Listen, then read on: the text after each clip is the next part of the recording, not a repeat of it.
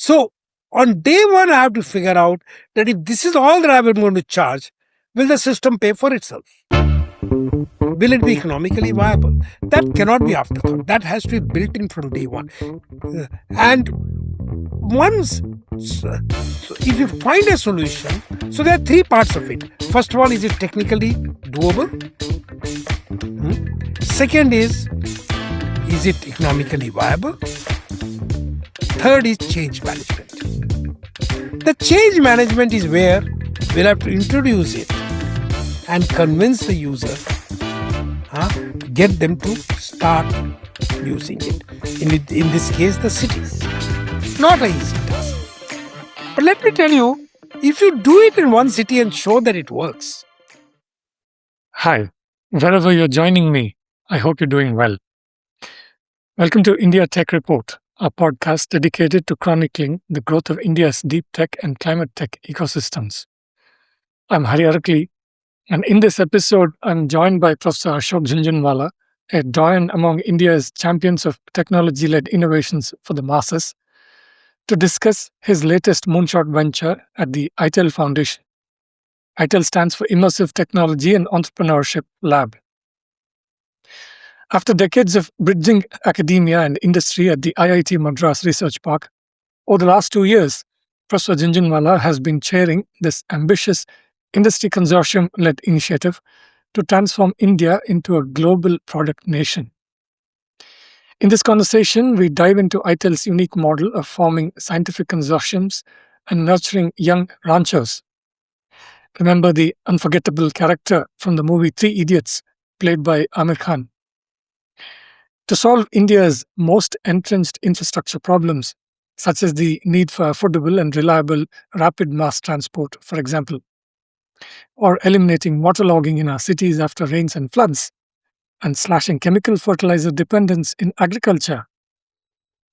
Join us as Professor Jhunjhunwala, who turned 73 last week, explains why achieving true technological sovereignty for India requires 20 million entrepreneurs or ranchos in this country who view failure as a mere stepping stone to success, a critical badge of experience. Discover how ITEL is building the future of Indian innovation, one impossible challenge at a time.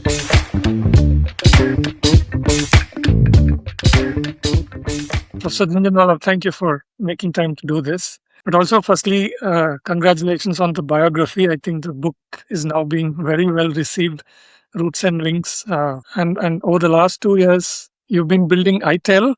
Can you give us a sense of what was the sort of thought process in your head that got you thinking about building ITEL? First of all, that's what the life is. I've learned that you need to do. You need to serve. You need to do that as long as you can. And I think that's all that I'm doing. The task is very unfinished. Basically, if I look at the country today and our society, nation, country, we today import almost all technology. And even the Make in India program does very little value addition and do mere assembly. And I think it is a desire of the society, desire of anybody who cares for India, that we become leaders in technology. At least in some areas. We are a large country and are not being leaders and dependent totally on imports of technology is not India. Cannot be. India has to be different. And ITEL was actually formed with simple towards the product nation, making India a product nation, making India a tech leader in some areas.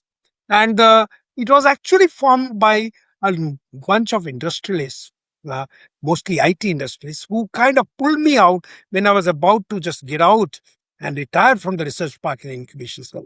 And they say, you need to lead this new effort, non-profit. Initially, I was reluctant, saying at 71, you don't take up such kind of efforts, though I was totally aligned with them with that vision. But then they said, you become the chairman and you find the right team. And I agreed, and we formed this Immersive Technology and Entrepreneurship Labs, ITEL, and I'm the chairman of that. And the objective is a single objective. How do you make India tech leader in at least a few areas. So next obvious question was, how do you make India a tech leader? What are its strengths? What is the mechanism? So the first thing that we figured out that, okay, um, let's take the area of quantum computing. And we say we want to become the leader in quantum computing. Now, point is, I talk to the people who are trying to help me form this. Say, let's say we are able to even spend $10 billion or even more. US will invest $500 billion. China will invest similar amount. How do you expect us to become a tech leader like that? So our tech leadership approach has to be very different. They say they understand, but what could be the approach?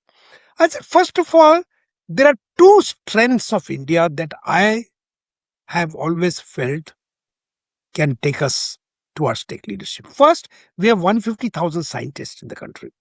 They're spread over all the institutes, in some R&D labs, some in industry.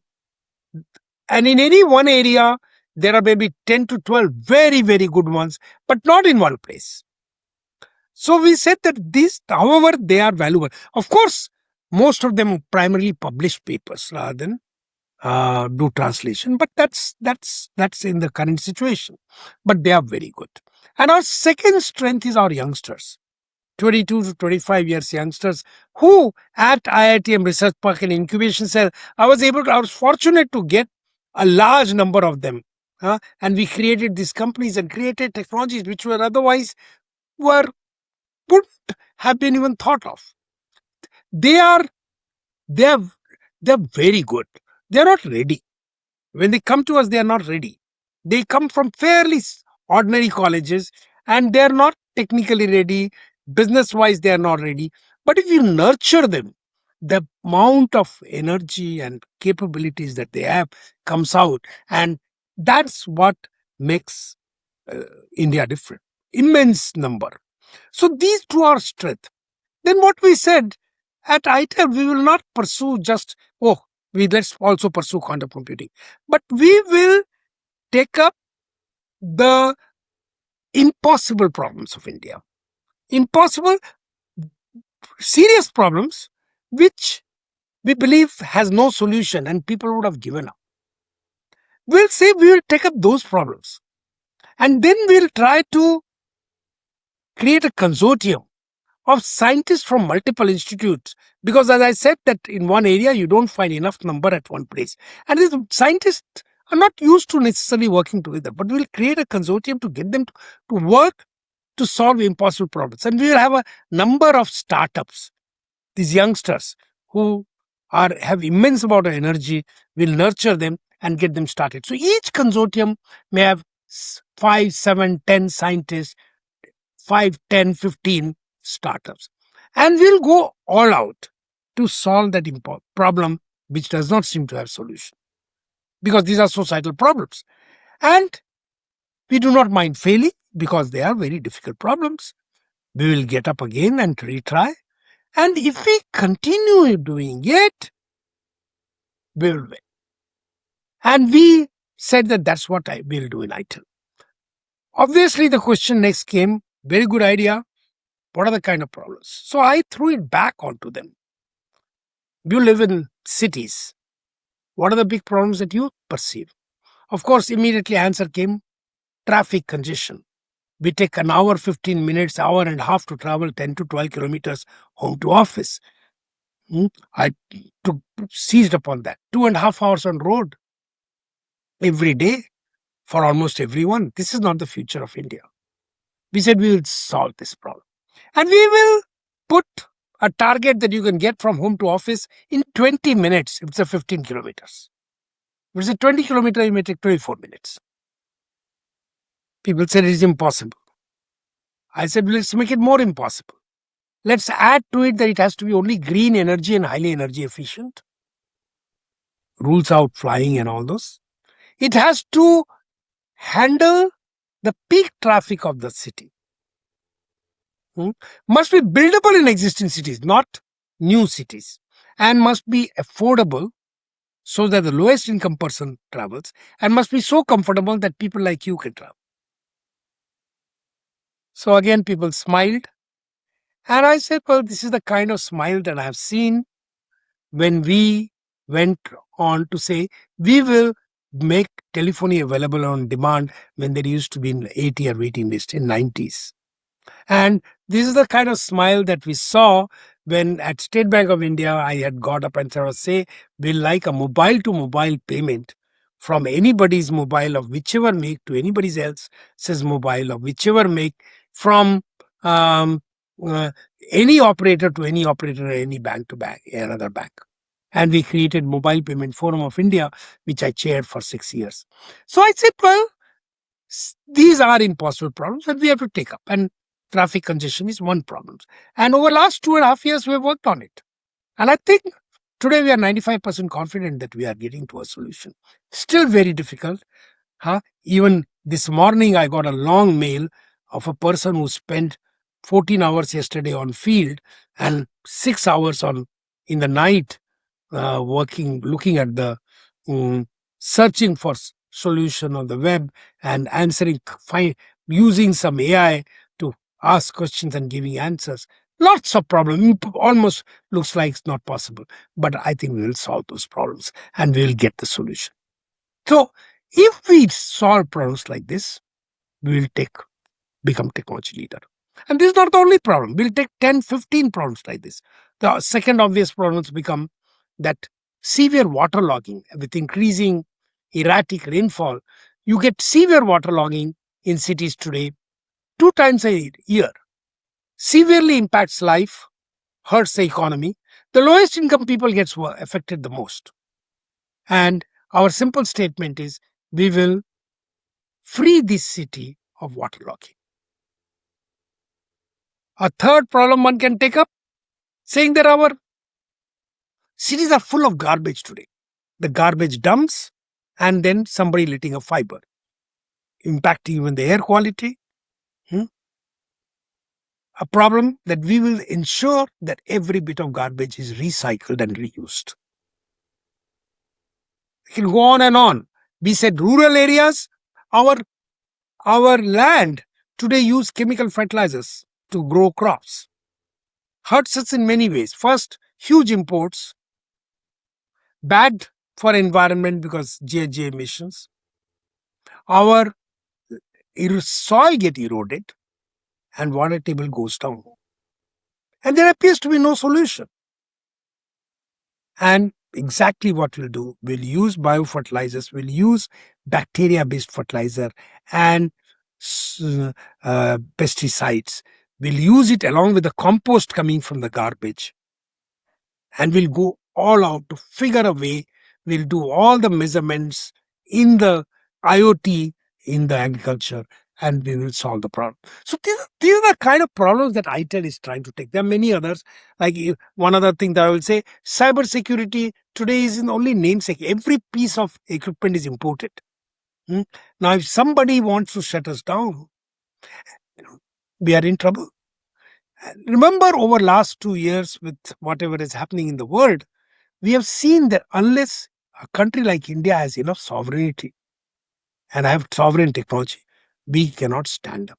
And I think the problem is much more serious and we will go all out. We are not afraid of failing. We'll build consortiums. That's what ITEL is trying to do. Okay. Do you think in the process of solving very difficult problems like this, we will also succeed to some extent in becoming our own masters in the other technologies that you mentioned, like quantum computing, robotics, where we cannot match the kind of money that Silicon Valley can raise? Yeah, I think in most, we are going to use all technologies. Where which technology will be used, I can't say a priori. For example, in this problem of urban transport, traffic congestion, we are using whole lot of robotics, whole lot of automation and self-driving vehicles. We are using AI significantly. We are using many technologies. Some of the best mechatronics. I am absolutely certain that we will be serious players in all of these things.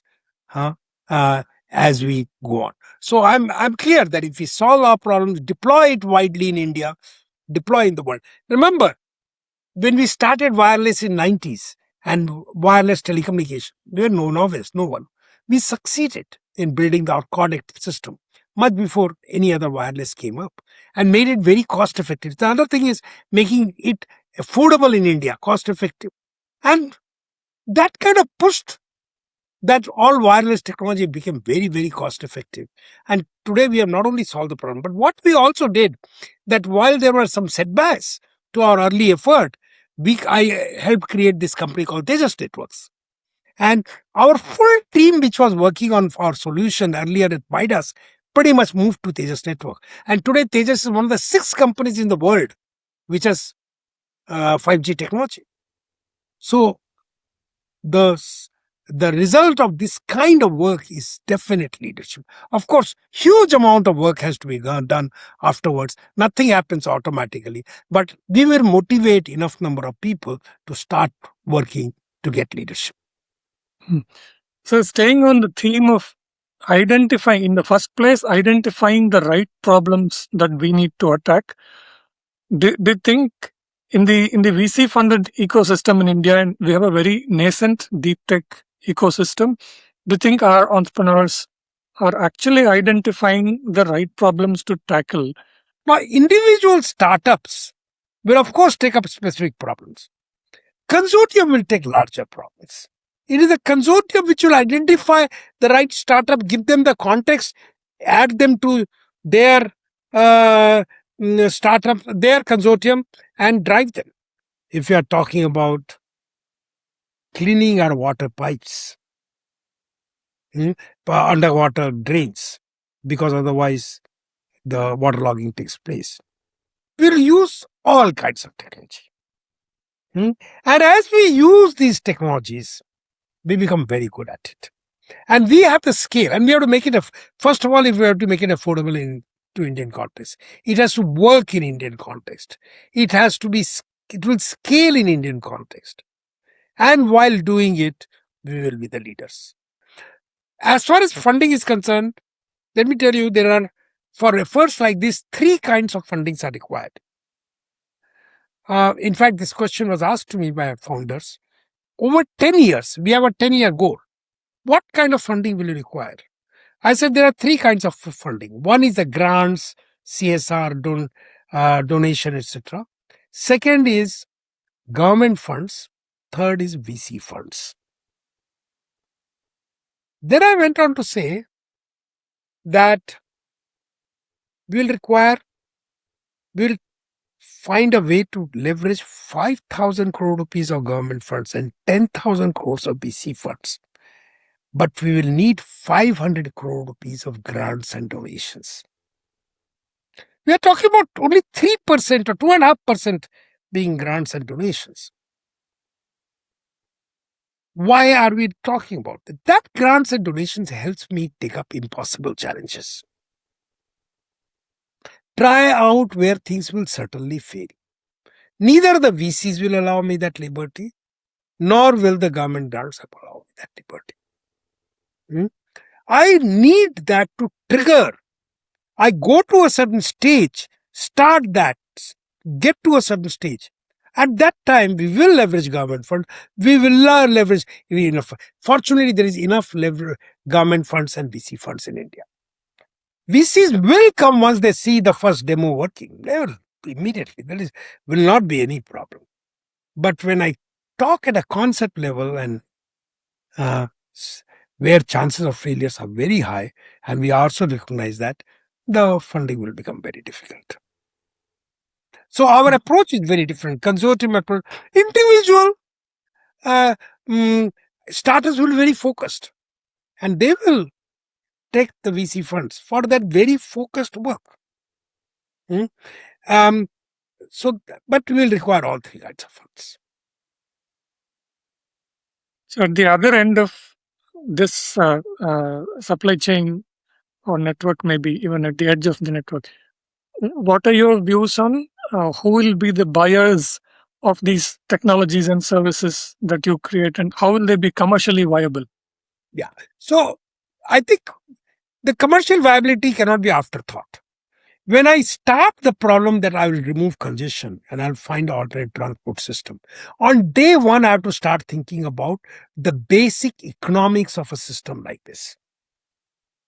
Remember that in the system that I described, not just 20 minutes, I had also sort of said it must be affordable. So on day one, I have to figure out that if this is all that I'm going to charge, will the system pay for itself? Will it be economically viable? That cannot be afterthought. That has to be built in from day one. And once, so if you find a solution, so there are three parts of it. First of all, is it technically doable? Second is it economically viable? Third is change management. The change management is where we'll have to introduce it and convince the user, get them to start using it. In this case, the cities. Not an easy task. But let me tell you, if you do it in one city and show that it works, nobody else can stop after that. Fortunately, the frequent elections in India pushes the governments to do the right thing. There will be otherwise, let me tell you, there will be a lot of naysayers. I remember way back in 94, when I was starting to wireless, and I was talking about putting towers so that we can put base stations. The number of objections that I got from various government authorities is so enormous. They will sit down and argue that this will never work. You will never be able to get. They said rural areas, yes, but cities, no. We said we are going to do it for the cities. That's where the maximum demand is. So yes, and today even nobody can even imagine that people were opposing these towers and base stations. But the amount of trouble that we had was so large at that time. So there will be opposition. But once you are able to prove a solution, well, the world, India has moved on, world has moved on that. Nobody asks that question. So many of these technologies, there will be initial question. There will be a lot of pushbacks.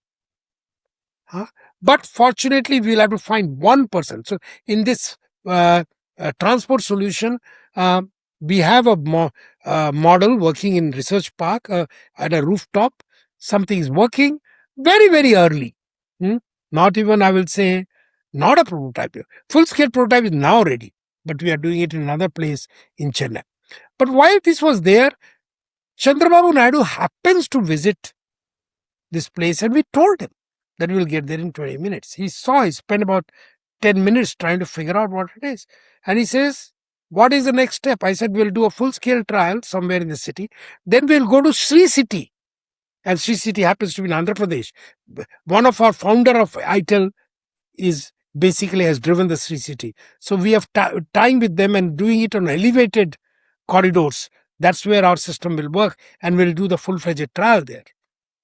I'm very, very happy, very interested. Once your Sri City trial works, I'll give you Amravati to set this up. And I'm sure there will be trouble, there will be opposition, but we'll have to win in one place. Once we win in one place, the whole thing will spread.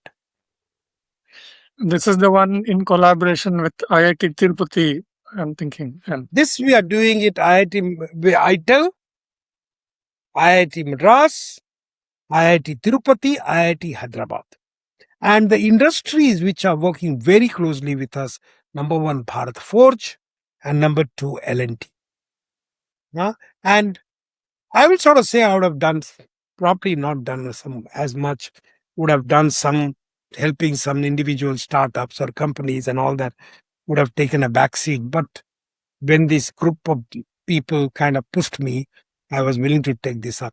I remember much before, when I was about to retire from Research Park and Incubation Cell, in one of the board meeting, Mohan Pai was there. And Mohan Pai sort of says, Ashok, now you are ready to do the things beyond IIT Madras for the country. And though he was not pulled in right in the beginning as ITEL founder, but I think I at that time listened to him, didn't take it seriously. But today I'm doing that. You're very passionate about using technology and creating jobs in small towns and villages rather than promoting migration of young people into cities. So, on that front, what impact do you see ITEL making? I don't know how much what I tell me. But let me Mm. tell you, since you are asking a more general question, what India needs.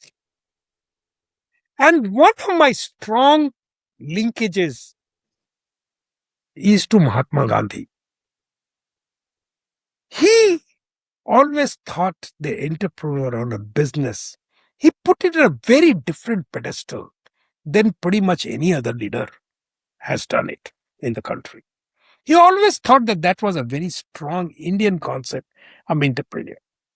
And to me, a lot of entrepreneurship startups essentially link myself to this statement of Mahatma Gandhi that you exist because your customer exists. It was a statement that he had made. Um, mm, and so that's a key. What I strongly believe that India needs not 20 entrepreneurs, not 200, not 2,000, not 20,000, not 200,000, not 2 million, but 20 million entrepreneurs. 20 million entrepreneurs needs to drive India. And yes, technology has to be significantly Indian. I'm not saying nothing can be imported. ITEL is going to create this through startup, etc. We have shown that large number of entrepreneurs can be created. But what I'm saying that India's youngsters want to be entrepreneurs, but they need to be nurtured to become entrepreneurs. On their own, they will only do so much.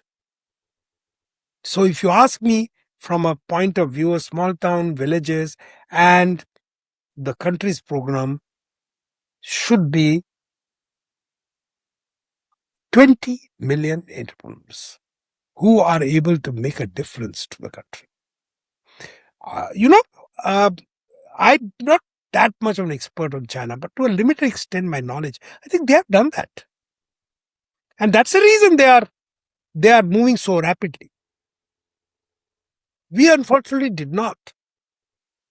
We did not do it after Gandhiji, and we're still not doing. We're still at the believe that there is a small number of entrepreneurs which will make a difference to India. I'm talking about, and I won't say that I'm the person who will be able to drive something like this. Yes, I'll make a small contribution.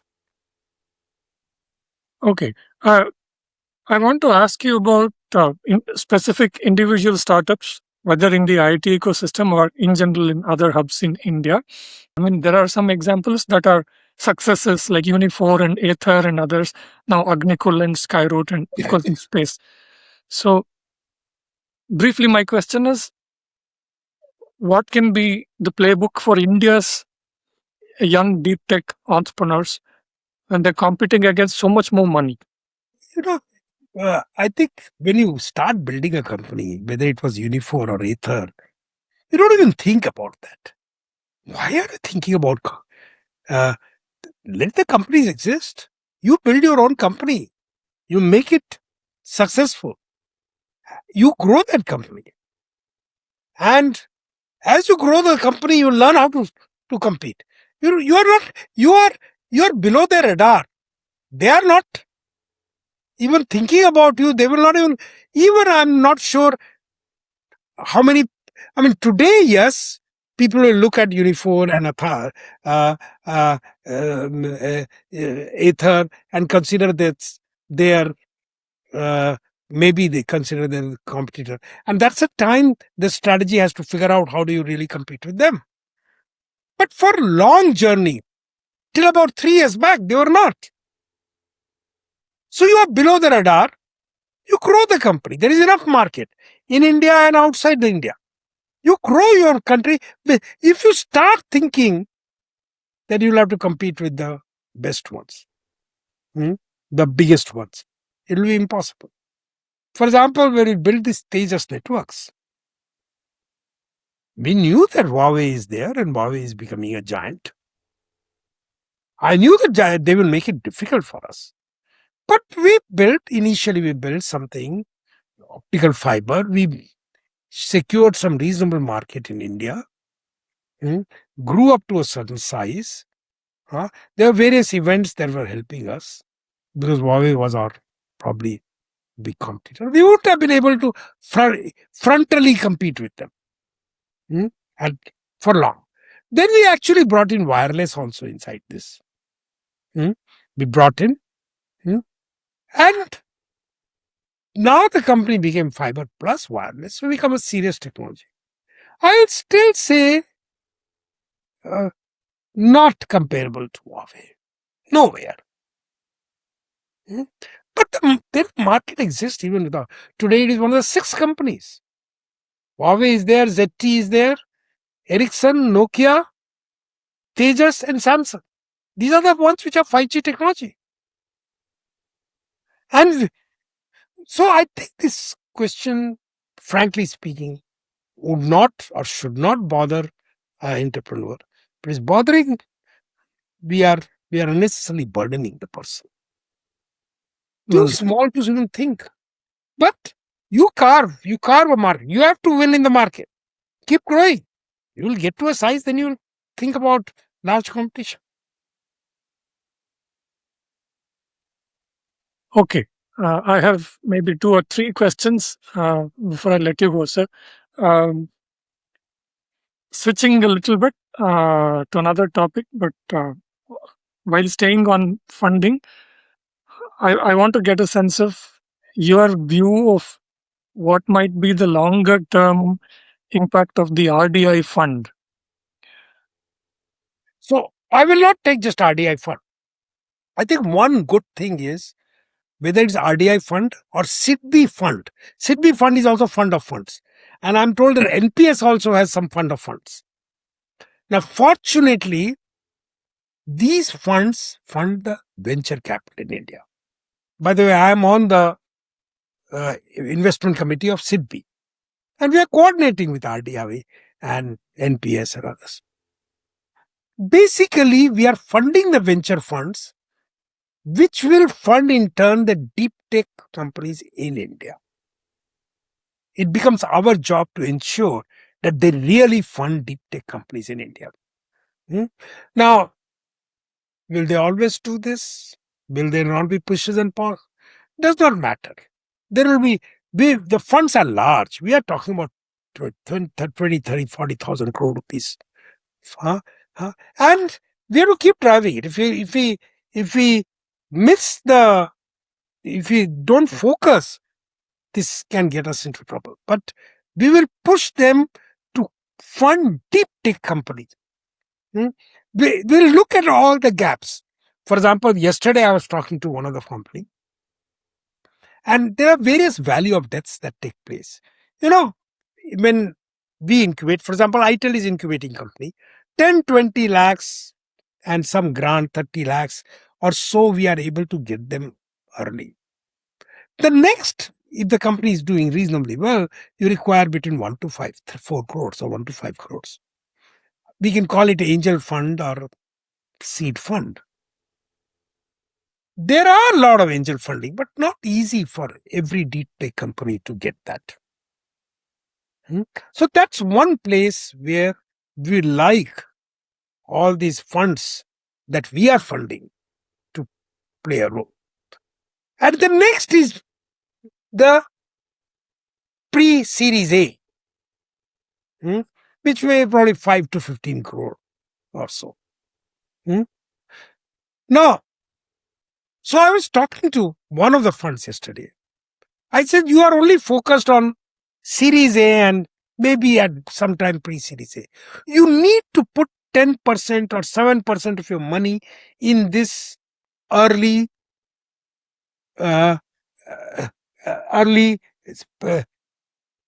seed, or what I call angel fund. You fund, let's say, 2 crore rupees. Other angel funds, and in our case, even ITEL has tied up with IN, we will fund another 2 crore rupees. That's the thing that will get them started. After that, and you fund large number of them. And if they are doing well, you take them in pre-series A and Series A funding. If they are not doing well, you have not much to lose because your investment is 2 crores or something like that. Now, this has to be pushed because the venture capital tend to sort of say, no, we don't want to manage too many companies. We sort of say that, well, we can help you manage this at this stage.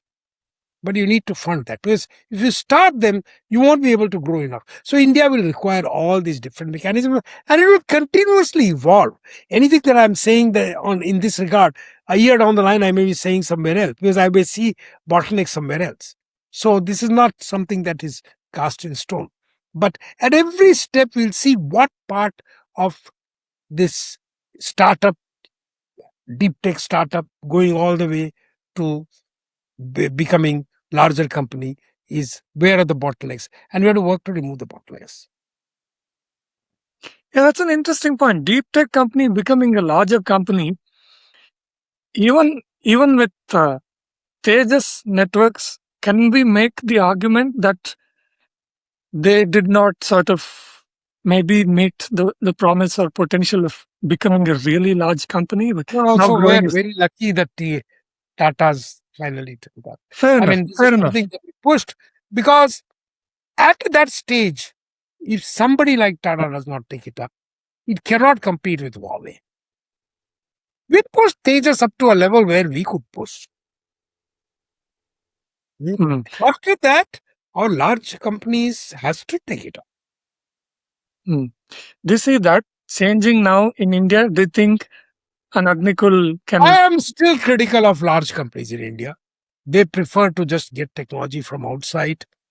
In fact, along with the technicians from outside, like in solar cells, today people are getting, well, they have no option. Today, technology is only available in China. So they are even getting the technician. I'm not saying that's wrong.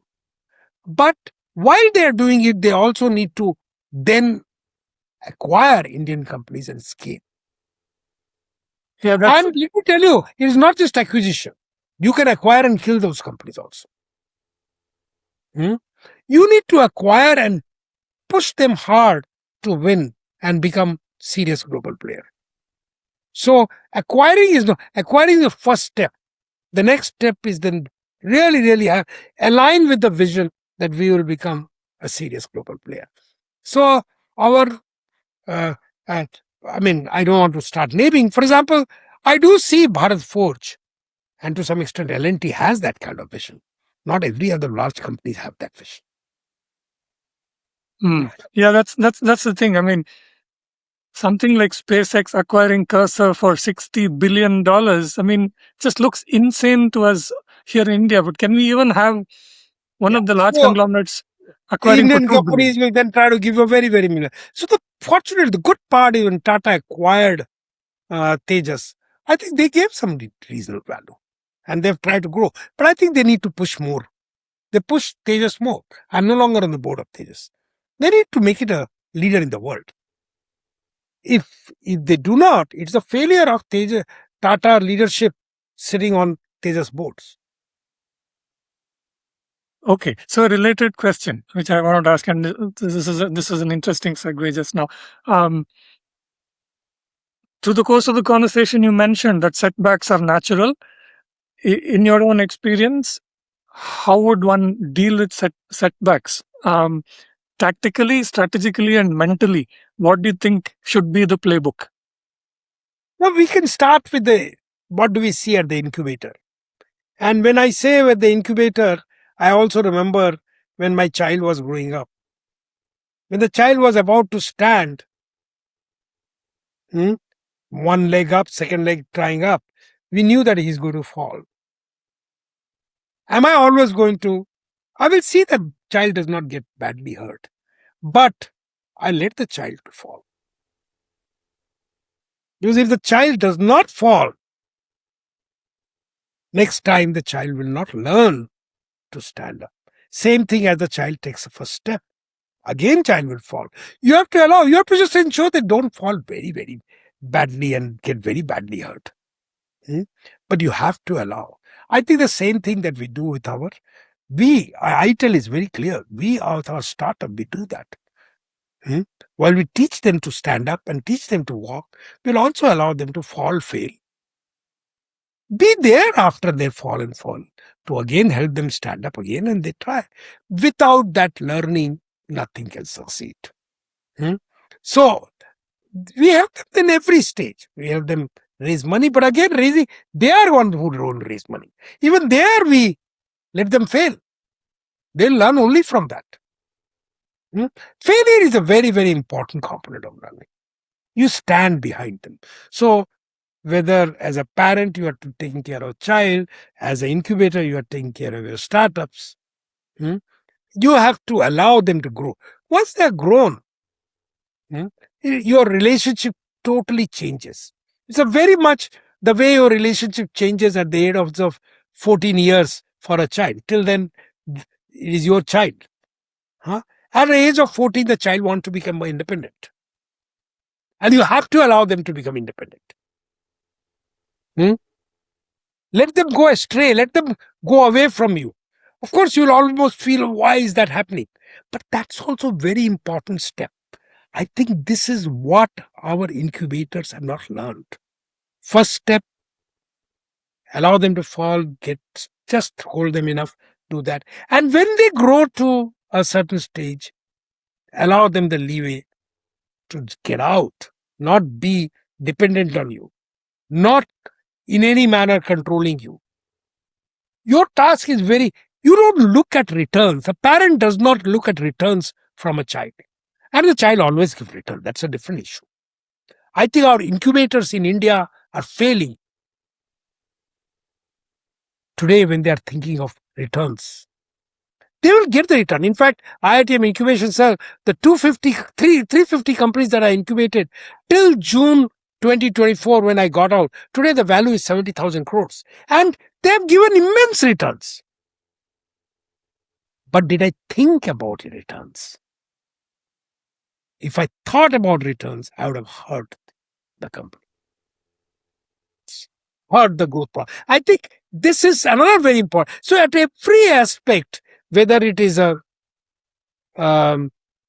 incubator or later companies acquiring, I think every stage we need to learn how to really grow companies which can compete with the best in the world. And that's and how do you create 20 million entrepreneurs?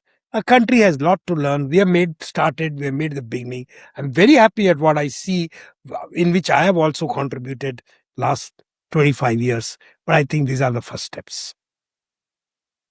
So, on the point of failures, today when you meet young entrepreneurs, do you get the sense that India is changing, where we are looking at our entrepreneurs are looking at failure not as a source of embarrassment or shame, but more as a badge of honor and experience? Yeah, to some extent it's happening, not enough. Parents still do not consider that. Many youngsters also do not consider that. In fact, when a youngster come to me, this morning a youngster came and say, want to be incubated. I spend much part of my almost 30-40% of my interaction is only to examine whether the person has ability to take risk, fail, fall, and get up. If they know how to fail, so we've tried to find out. Tell us about your failures in your life. How many times have you failed? Small failure, large failure. How do you react to those failures? If you have learned to fail, fall, and get up, half the job is done. This whole thing, or you just throw money, that's the worst thing that we are doing. Easy money hurts. When we want our child to grow up and become successful, we let them fall, let them fail. Why are we not doing that with our incubating? We need to starve them to some extent for funds. Let them show they are ready to take funds. And then okay. Okay. Let me wrap up by bringing it back to roots and wings. There is an aspect about myself that it is not covered in the book. And I have probably, while Saloni was talking to me, I did not sufficiently emphasized. Uh, I have talked quite a bit about how my values were built by my two grandfathers and all that. But a very, very important role was played by some of my school teachers, specifically my Hindi teachers. Two Hindi teacher and one later on English teacher. Hmm? Uh, the three of them had played a very important role in doing my value creation. And I won't remember which class, there was a poetry that was there. We were, of course, taught that poetry. We were asked to memorize that poetry, and we used to also recite that poetry. Uh, a poetry called Fool Ki Chah by Makhanlal Chaturvedi. And starts with um, the starts with चाह नहीं क्या कि मैं सुरबाला के बालों में गूथा जाऊं. A flower's desire, and he says, I do not desire to be put on the surbala ke. I do not, then the next is, I do not desire it to be used to give to a loved one a flower to attract. I do not desire that for the big kings and emperors that I am put on their graves. I do not even desire that I be put onto the uh, uh, on gods. That's not my desire. The very simple say, one Mali, the gardener, he says, gardener, pick me up and throw me on the path in which the people who are walking or marching to go and become martyrs. I remember this poem quite well because we had to recite it and all that. But actually, very important thing was discussed, that you do not desire particularly a fame, nor do you desire power, nor do you desire money. But what you desire is your ability to serve the society and the nation. Now, this is something I don't think we fully understood, but this was very much discussed and ingrained, that those are not ideal things: power, fame, money. But there is a fourth dimension of really service and the contribution. That's what you desire. Now, this was one poem, but there are many, many poems. Whether it's a Subhadra Kumari Chauhan, Jai Shankar, Dinkar, then Premchand's stories, and all these different, not just Mathili Saran Gupt. And I remember these things made a huge difference to me during my childhood and somewhere reoriented me that what my life will be. And both the teachers, Lal sir and the LV Singh that time, unfortunately none of them are there. And then later on, when I was in class 10, 11, 9, 10, 11, there was an English teacher, Father Carlson. He also used to spend a time. And the important thing is value and what is right thing to do and what is not right thing to do. These were very important components which probably have driven me throughout my life. One line caught my attention and also was inspiring. Ms. Malhotra has combined your passion for encouraging young people with India's need for technology sovereignty. So, and I think in that line, she talks about how you believe that empowering our young entrepreneurs will take India to technological sovereignty. Can you give us a sense of what that might look like 10 years from now, 20 years from now? I don't have the answer. But as I told you, that if India starts moving in this direction, start growing the company, not just for Indian market, but the world market, and if we start thinking that we need to create 20 million entrepreneurs, as I kept telling you in this interview, I think we will be a very different India. That's it for this conversation. You'll find the relevant links in the show notes. To support my work, please subscribe to my posts at indiatechreport.in. I'm Hari Arakli. Thank you for joining me.